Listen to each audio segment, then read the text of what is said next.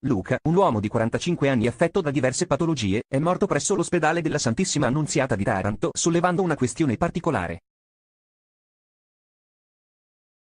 Molti dei suoi problemi erano legati al peso corporeo. La bilancia segnava 180 kg e quindi era considerato obeso, con tutte le conseguenze che ne derivano.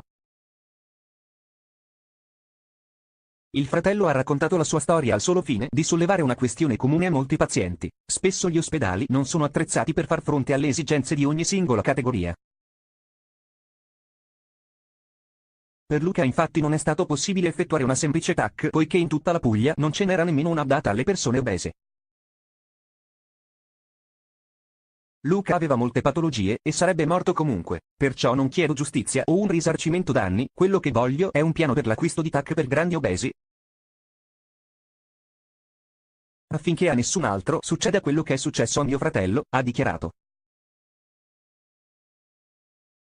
In effetti il quadro clinico del paziente era fortemente compromesso. Il 45enne era andato in ospedale in seguito ad una caduta fatta in casa,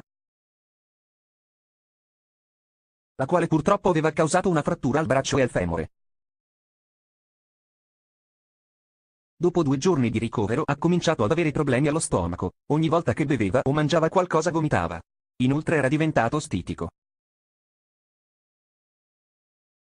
Probabilmente nella caduta aveva subito anche danni all'apparato digerente, ha continuato a raccontare il fratello con un fondo di rassegnazione. Stava molto male quando l'hanno portato in rianimazione dove purtroppo è morto, ha concluso.